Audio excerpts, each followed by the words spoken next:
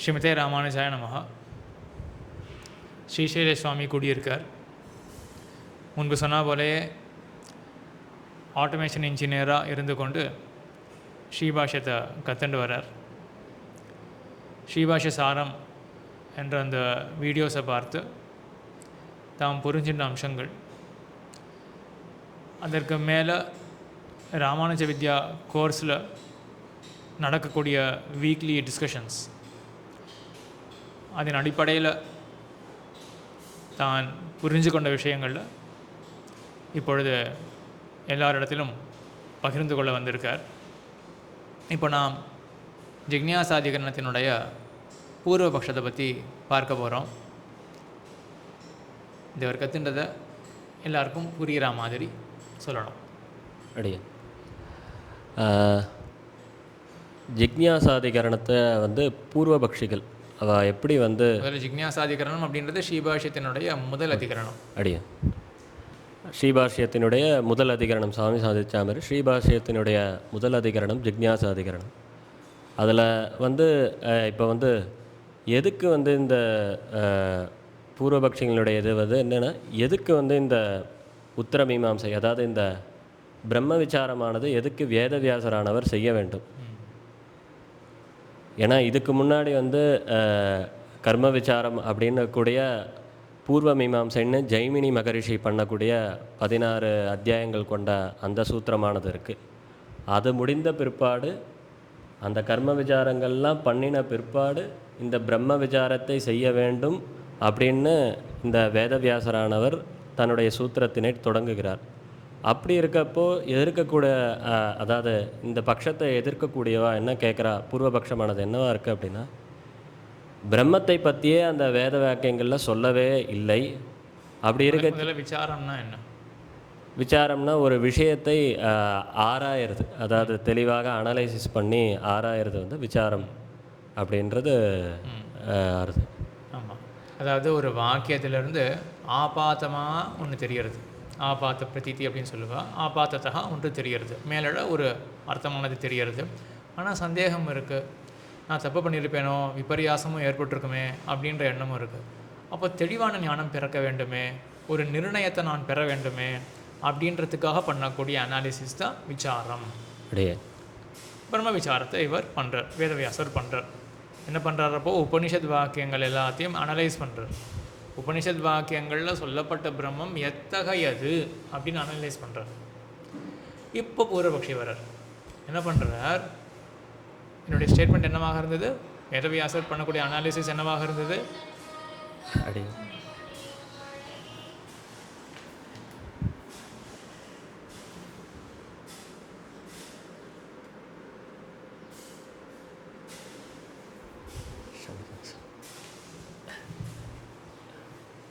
என்னுடைய ஸ்டேட்மெண்ட் என்னவாக இருந்தது, வேதவியாசர் உபனிஷத் வாக்கியங்களில் அனலைஸ் பண்ணுறார். இந்த உபனிஷத் வாக்கியங்களில் பிரம்மமானது எப்படிப்பட்ட பிரம்மமானது சொல்லப்படுறது அப்படின்னு அனலைஸ் பண்ணுறார். இங்கே தான் பூர்வபக்ஷி வரார். என்ன சொல்கிறார், எப்படிப்பட்டதான பிரம்மம் அறியப்படுகிறதுன்னு சொல்கிறதுக்கு முன்னாடி பிரம்மத்தை பற்றியே அறியப்படுகிறதா அப்படின்றதே முதல்ல கேள்விக்குறியாக இருக்குது அப்படின்னு. சரியா, உபனிஷத் வாக்கியங்கள்லாம் பிரம்மத்தை சொல்லுமான, பிரம்மத்தையே சொல்லாது, அப்புறம் என்ன பிரம்ம விசாரம் வேண்டியிருக்கு அப்படின்றது தான் பூர்வபக்ஷம். சரி, ஏன் உபனிஷத் வாக்கியங்கள் பிரம்மத்தை சொல்லாதானே? சொல்லாதுன்றதுக்கு பூர்வபக்ஷிகள் சொல்கிறது என்ன அப்படின்னா, சொல்லானது அறிவை ஏற்படுத்துகிறோம். அதுக்கு முன்னாடி படிப்படியாக போனோம். பிரம்மத்தை உபனிஷத் வாக்கியங்கள் சொல்லாது. ஏன்? பிரம்மமானது ஒரு சித்த பதார்த்தம். சித்த பதார்த்தம். பிரம்மமானது சித்தமான பதார்த்தம். சித்த பதார்த்தம் என்னது? ஒரு ஆல்ரெடி இருக்கக்கூடிய எக்ஸிஸ்டன்ஸ், அதை இருக்கக்கூடிய ஒரு வஸ்துவானது சித்த பதார்த்தம். சரியா, இருக்கக்கூடிய வஸ்து, எக்ஸிஸ்டிங் என்டிட்டி. சித்த பதார்த்தம்னா எக்ஸிஸ்டிங் என்டிட்டி. பிரம்மமானது உருவாக்கப்பட வேண்டியது ஒன்று கிடையாது. ஆக அது எக்ஸிஸ்டிங் என்டிட்டி, சித்த பதார்த்தமாக இருக்குது. ஆகையினால என்ன இப்போ படிப்படியாக அவனுடைய ஸ்டேட்மெண்ட்ஸ், வேத வாக்கியம், அதாவது இந்த வேதாந்த வாக்கியம் உபனிஷதானவை பிரம்மத்தை தெரிவிக்காது. ஏன் தெரிவிக்காது? பிரம்மமானது சித்த வஸ்து. ஆகையினால பிரம்ம சித்த வஸ்துவாக இருக்கிறபடினால வேதாந்தம் தெரிவிக்காதா? ஏன்? ஏன்னா வேதமானது ஒரு சொல், ஒரு பேச்சு, அது ஒரு வாக்கியன்றதை ஒத்துக்கிறோம் இல்லையா எல்லாரும். அப்படி ஒத்துக்கச்சே ஒரு சொல்லானது என்றைக்குமே ஒரு காரிய பதார்த்தத்தை தான் தெரிவிக்குமே தவிர சொல்லானது வந்து ஒரு சித்த பதார்த்தத்தை தெரிவிக்காது அப்படின்ட்டு சொல்கிறா. அப்போ சித்த பதார்த்தமாகிற பிரம்மத்தையும் அந்த சொல்லாகிற, அதாவது சொற்களால் ஆன அந்த வேதமானது பிரதிபாதிக்காது, அதில் சொல்லப்படாது. அப்படி இருக்கச்சு இந்த பிரம்ம விசாரம், அதாவது வேதத்தில் இந்த பிரம்மம் சொல்லியிருக்கிறது, எத்தகைய பிரம்மம் சொல்லப்பட்டதுன்றதை போகிறதுக்கு முன்னாடி பிரம்மத்தை பற்றி சொல்லியிருக்கா அப்படின்றதே வந்து அங்கே கேள்விக்குறியாக இருக்க போது வீண் தான். இந்த வேதவியாசர் பண்ண இந்த பிரம்மசூத்திரமானது வீண். இதான் அந்த ஸ்டெப்ஸ். மறுபடியும் ஒரு தடவை ரிப்பீட் பண்ணுவோம். அப்படியே முதல்ல என்ன விசாரம் ஆச்சு? வேதவியாசர் பிரம்ம விசாரம் பண்ணுறார். என்ன பண்ணுறார்? உபநிஷத்தில் பிரம்மம் சொல்லப்படுறது, அது எத்தகையதாக இருக்குது அப்படின்னு பிரம்ம விசாரம் பண்ணணும்னு வர்றார். அதுக்கு பிராபாகரனவா தான் இங்கே பூர்வபக்ஷி. அவன் என்ன சொல்கிறா? வேதாந்த வாக்கியங்களானவை பிரம்மத்தையே சொல்லாதே, அப்புறம் என்ன சொல்லப்படுற பிரம்மம் எப்படிப்பட்டதுன்னு என்ன விசாரம் வேண்டி இருக்கு? பிரம்மத்தையே சொல்லாதே அப்படின்னா பிரம்மத்தையும் சொல்லாது. ஏன்னா பிரம்மமானது சித்த பதார்த்தம், எக்ஸிஸ்ட் என்டிட்டி, அது இருக்கக்கூடிய என்டிட்டி அது. சரி, சித்த பதார்த்தம் இருந்தால் ஏன் வேதாந்தம் சொல்லக்கூடாதானே? அதுக்கு பூர்வபக்ஷிகள் என்ன சொல்கிறா? இப்போ வேதாந்தமானது சித்தமான பிரம்மத்தை சொல்லாது. ஏன்? ஏன்னா வேதமானது சொற்களால் ஆனது, சொல் என்றைக்குமே ஒரு சித்த வஸ்துவை சொல்லாது. சரி, அப்போ ரெண்டாவது அடுத்த ஸ்டேட்மெண்ட் என்ன இருக்கப்போ? சொல்லானது சித்த வஸ்துவை சொல்லாது. சரி, அதுக்கும் போன ஸ்டேட்மெண்ட்டுக்கும் என்ன ரிலேஷன் இருக்குது? வேதாந்தம் பிரம்மத்தை சொல்லாது, வாக்கியம் சொற்களானவை அவை சித்த வஸ்துவை சொல்லாது. சரி, இதுக்கும் என்ன ரிலேஷன் எக்ஸாக்டாக? பிரம்மமானது சித்த வஸ்து. ஆமாம், சரியா? அப்போது right hand side of the ஈக்குவேஷனில் ஒரு சிமிலாரிட்டி இருக்குது. சரி, லெஃப்ட் ஹேண்ட் சைடில் பிரம்மமானது சித்த வஸ்து, இந்த சைடில் வேதமானது சொல். சரியா? அப்போது ஒரு சாமானியம்னா பொது சொற்கள் பொதுவாகவே என்ன பண்ணாது? பொதுவாகவே சித்த வஸ்துவே சொல்லாது. இது சாமானியமான ரூலாக இருக்கா? இதில் இப்போ விசேஷத்தை நம்ம இது பண்ணுறோம், விசேஷத்தை அப்ரோச் பண்ணுறோம். என்ன பண்ணுறோம்? அதில் ஒரு விசேஷம்தான், சொல்லால் இருக்கக்கூடிய ஒரு விசேஷம்தான், சொல்ல இருக்கக்கூடிய ஒரு விசேஷம்தான் வேதாந்த வாக்கியங்கள். அதே போல் சித்த பதார்த்தத்தில் இருக்கக்கூடிய ஒரு விசேஷம்தான் பரபிரம்மம். அப்போது இந்த விசேஷமும் அந்த விசேஷத்தை சொல்லாது. இப்போ சொற்களாகிற இந்த வேதாந்தமும் சித்தமாகிற பரபிரம்மத்தை சொல்லாது. சரியா? இப்போ கடைசியில் நம்ம என்ன உபபாதனம் பண்ணணும்? பூர்வபக்ஷத்தில் சொற்களானவை என்ன பண்ணணும்? சித்த வஸ்துவாக இருக்கக்கூடிய பரபிரம்ம சொற்களானவை சித்த பதார்த்தத்தை சொல்லாது அப்படின்னு ப்ரூவ் பண்ணணும். பூர்வபக்ஷத்தில் இதுதான் ப்ரூவ் பண்ணணும். சொற்களானவை சித்த வஸ்துவை சொல்லாது அப்படின்னு ப்ரூவ் பண்ணணும். எப்படி ப்ரூவ் பண்ணலாம்? இப்படி ப்ரூவ் பண்ணச்சே பார்க்குறப்போ எப்படி பார்க்கலாம் அப்படின்னா, முதல்ல வந்து சொல்லானது ஒரு அறிவு, அதாவது ஒரு போதத்தை ஏற்படுத்துன்றதை எல்லாருமே ஒத்துப்போம். ஒத்துக்க வச்சே அப்படி வந்து அப்படியே நம்ம போன டிஸ்கஷன் ஒன்று பார்த்தோமே. அப்படியே இப்போ நம்ம கடைசியாக ப்ரூவ் பண்ண வேண்டியது என்னது? போன டிஸ்கஷனில் இங்கே சொல்லலை, இந்த குரூப்பில் இருக்கக்கூடிய டிஸ்கஷனில் விஷயம் பார்த்துருந்தோம். சொற்களானவை சித்த வஸ்துவை சொல்லாது அப்படின்னு இப்போ ப்ரூவ் பண்ணணும் இல்லையா? இதையும் நம்ம பிரேக் பண்ணணும் இந்த ஸ்டேட்மெண்ட்ஸை. சொல்லானது சித்த வஸ்துவை சொல்லாது அப்படின்றத ப்ரூவ் பண்ணுறதுக்கு முன்னாடி முதல்ல சொல்லானது எதையாவது பற்றி புரிய வைக்குமானா அப்படின்றதே ஒரு சொல்லானது இட்ஸ் இப்போ speech is a means of communication அப்படின்னு எஸ்டாப்ளிஷ் ஆனால் தான் வாட் வில் ஸ்பீச் கம்யூனிகேட் அப்படின்ற விசாரமே பண்ண முடியும். So first is speech a tool to communicate அப்படின்றத எஸ்டாப்ளிஷ் பண்ணணும் இல்லையா? நம்மளாம் பண்ணிட்டு இருக்கோம். அதனால தான் நிறைய பேர் நம்ம பேசிகிட்டு இருக்கோம். நான் பேசுறது புரிய போகிறது அப்படின்றதுனால தான் நம்ம பேசிகிட்டு இருக்கோம் இல்லையா? இப்போ பேசினா அடுத்தவருக்கு புரியும் அப்படின்றத நம்ம எப்படி தெரிஞ்சுட்டோம் அப்படின்றத ஆராய்ஞ்சோன்னா அப்போ பேச்சானது எப்படி புரிய வைக்கும் அப்படின்றத பற்றி நம்ம புரிஞ்சுட்டு இருப்போம் அப்படின்னு தெரிய வரும். இது கொஞ்சம் சட்டிலான கான்செப்ட். பல முறை இதை பற்றி யோசிச்சுட்டே இருந்தோன்னா சரி பூர்வபக்ஷம் எக்ஸாக்டாக என்ன இருக்குது அப்படின்னு புரிய வந்துடும். சரி, இப்போ என்ன பண்ணணும்? சொல்லானது சித்த பதார்த்தத்தை குறிக்காது. இதை உபபாதனம் பண்ணுறதுக்கு, இதை வந்து எக்ஸ்பிளைன் பண்ணுறதுக்கு என்ன வேண்டி இருக்குன்னு சப்ஸ்டான்ஷியேட் பண்ணுறதுக்கு இந்த ஸ்டேட்மெண்ட்டை நமக்கு இப்போ என்ன வேண்டியிருக்கு? சொல்லானது முதல்ல குறிக்குமா ஏதாவது ஒரு பொருளை அப்படின்றத பார்க்கணும். குறிக்கும் அப்படின்னா அப்புறம் அது சித்த வஸ்துவை குறிக்குமா குறிக்காதா அப்படின்னு முடிவு பண்ண முடியும். இப்போ சொல்லானது ஒரு பொருளை குறிக்கும் அப்படின்றத நம்ம எப்படி தெரிஞ்சுட்டோம் அப்படின்றதுக்கு பிராபாகரன் அந்த அந்த உபாயத்தை பற்றி யோசிக்கும் பொழுது சின்ன வயசில் தெரிஞ்சுட்டோம். ஒரு சொல்லானது speech is a tool to communicate ideas. சொல்லானது ஒரு அர்த்தத்தை போதிக்கும் அப்படின்றத நாம் சின்ன வயசில் தெரிஞ்சுட்டோம். எப்படி தெரிஞ்சுட்டோம்? ஒரு ஒரு ஒரு அதுக்கு எடுத்துக்காட்டு என்ன அப்படின்னா, ஒரு குழந்தைக்கு முன்னாடி அவள் தாத்தாவும் இன்னொரு அவள் அப்பாவும் பேசின்னு இருக்குச்சு. அவர் ஏதோ தாத்தாவானவர் ஏதோ சொல்கிறார். சொல்லி ஏதாவது மாட்டை அழைத்து வா அப்படின்னு சொல்கிறார். அப்படின்னா அந்த அப்பாவானவர் வந்து அந்த குழந்தையோட அப்பாவானவர் வந்து ஒரு மாட்டை வந்து இழுத்துன்னு வந்து அந்த இடத்துல வந்து நிறுத்துறார் அப்படின்னு வச்சுட்டோம். அப்படின்னா மாட்டை அழைத்து வா அப்படின்னு சொன்ன உடனே அந்த குழந்தைக்கு வந்து அந்த அர்த்தம் வந்து ஸ்புரிச்சிருக்காது. ஆனால் எப்போ வந்து அந்த குழந்தைக்கு வந்து அந்த அர்த்தமானது புலப்பட்டிருக்கோம் அப்படின்னா, அந்த தாத்தா சொன்ன பிற்பாடு அந்த அப்பாவானவர் செய்த செயல், அதாவது அந்த அப்பாவானவர் செய்த காரியத்தினால அந்த குழந்தைக்கு வந்து ஒரு ஞானம், அதாவது வந்து இந்த சொல்லானது வந்து ஒரு ஒரு விஷயத்தை இன்னொருத்தவாக்கிட்ட கம்யூனிகேட் பண்ணுறதுக்கான ஒரு வழி அப்படின்றது வந்து அந்த குழந்தைக்கு வந்து தெரிஞ்சிருக்கும். ஸோ அப்போ ஏதோ ஒன்று சொல்கிறா, அந்த இன்னொருத்தவர்கிட்ட இன்னொரு விஷயத்தை சொல்கிறதுக்கு எது பயன்படுறது அப்படின்னா இந்த சொற்கள் தான் பயன்படுறது அப்படின்றது வந்து புலப்படும். ஆனால் இன்னும் நிறைய மிஸ்ஸிங் காம்பனன்ட்ஸ் இருக்குது இதில். கிடையாது. எப்படி அந்த குழந்தைக்கு வேண்டிய அறிவு என்ன? Speech is a tool to communicate அப்படின்னு அது தெரிஞ்சுக்க போகிறது. கிடையாது. சொற்களானவை போதத்தை ஏற்படுத்தும், கேட்குறவர்களுக்கு ஒரு அறிவை ஏற்படுத்தும். எப்படி தெரிஞ்சின்றது அந்த குழந்தை எக்ஸாக்டாக? அது பார்க்கறது. தாத்தா என்ன பண்ணுறார்? சொல்கிறார், மாட்டை கொண்டு வா அப்படின்னு சொல்கிறார். சொற்கள் அது காதில் விடுறது. அதுக்கப்புறம் அந்த குழந்தை என்ன பண்ணுறது? தன்னுடைய தகப்பனார் வந்து என்ன பண்ணுறார்? இது வரைக்கும் சும்மா தான் இருந்திருக்கார். தாத்தா சொன்ன பிறகு தகப்பனார் என்ன பண்ணுறார்?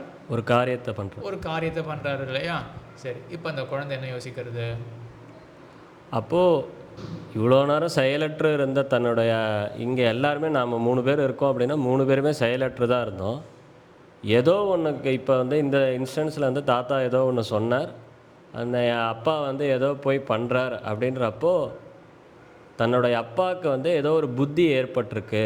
இந்த காரியத்தை அந்த சொல்கான அந்த தாத்தா சொன்ன சொல் வந்து அவருக்கு வந்து ஏதோ ஒரு நோக்கத்தை, அதாவது அந்த இடத்துல காரியத்தா புத்தியை ஏற்படுத்தியிருக்கு. நேரம் அப்படி போகாது குழந்தை.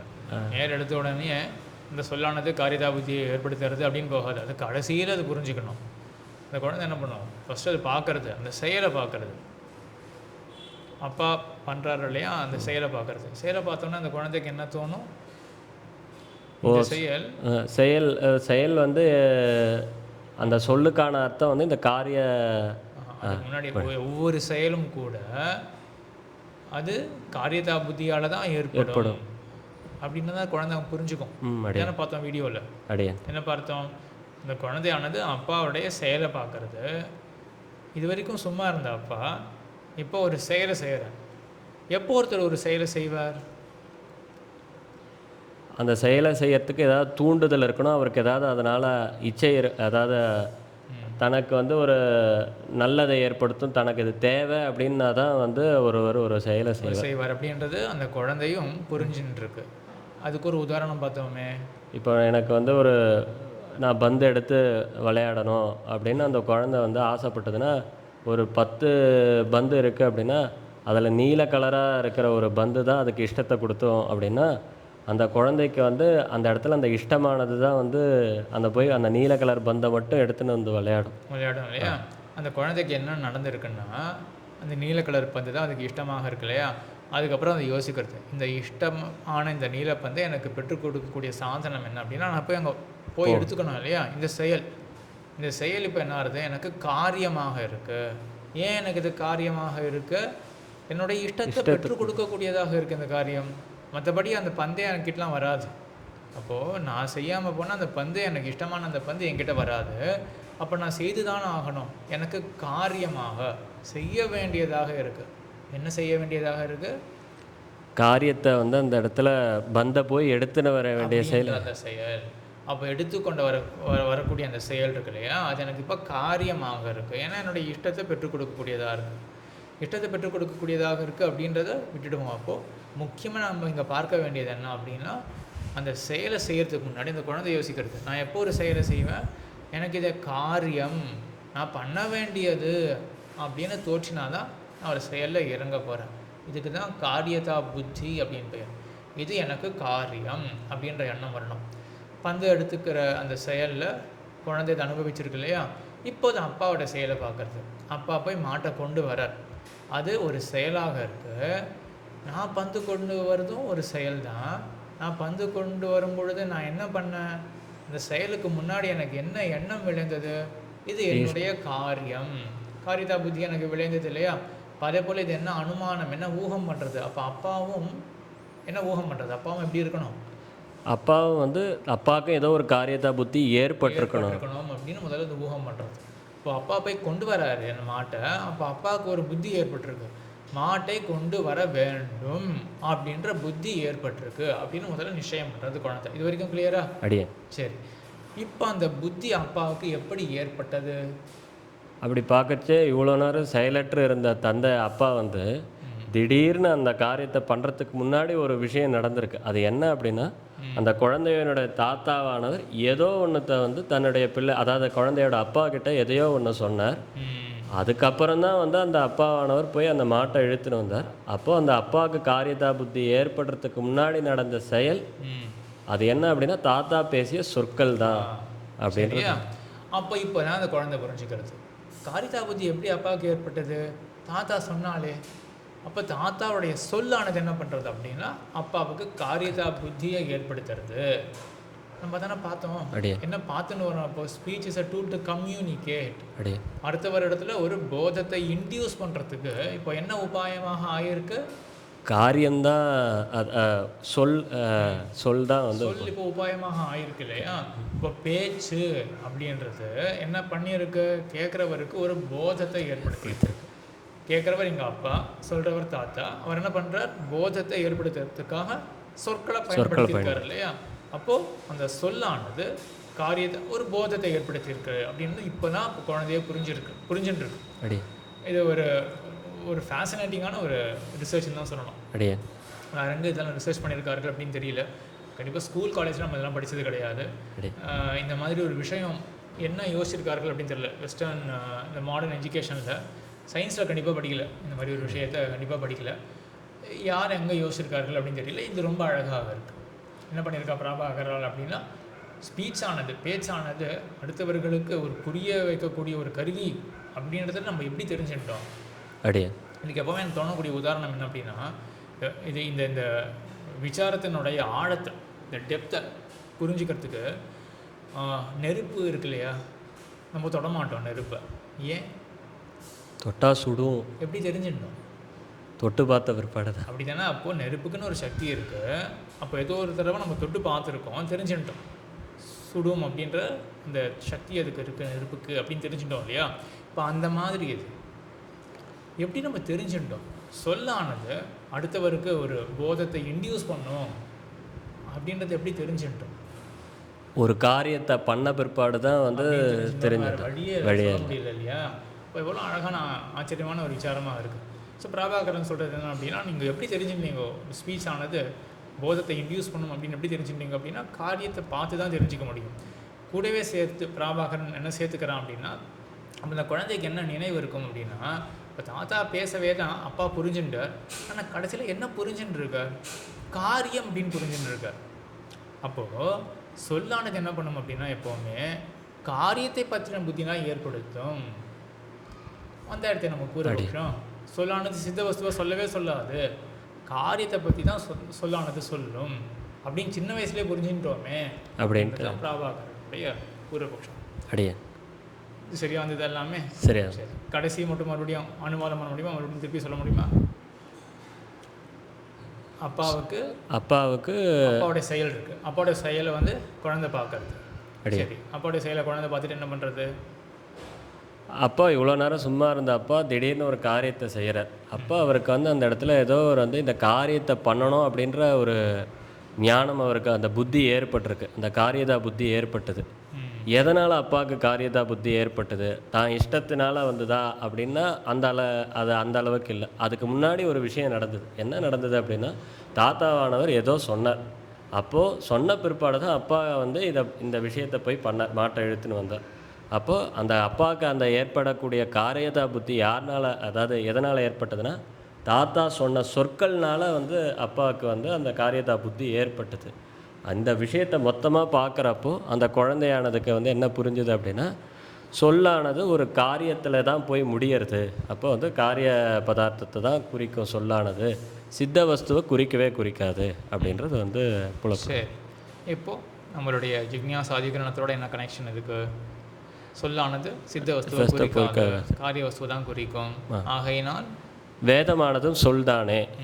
அப்போ சொற்களால் ஆனது தான் வேதன்றப்போ, வேதமானது மட்டும் எப்படி வந்து இருக்கக்கூடிய சித்த பதார்த்தத்தை சொல்லும், அதுவும் வந்து காரிய பதார்த்தமாக இருக்கக்கூடிய யாகங்களை செய், இந்த ஹோமத்தை செய்யாதே, இதை செய் அப்படின்ட்டு அதுவும் ஒரு கட்டளையாக தான் இருக்குமே தவிர, சித்த பதார்த்தமாக இருக்கக்கூடிய பிரம்மத்தை பற்றின விசாரங்கள்லாம் வேதத்தில் இருக்கவே இருக்காது. அதனால் இந்த வேதவியாசர் பண்ண இந்த பிரம்ம விசாரமானது தேவையற்றது.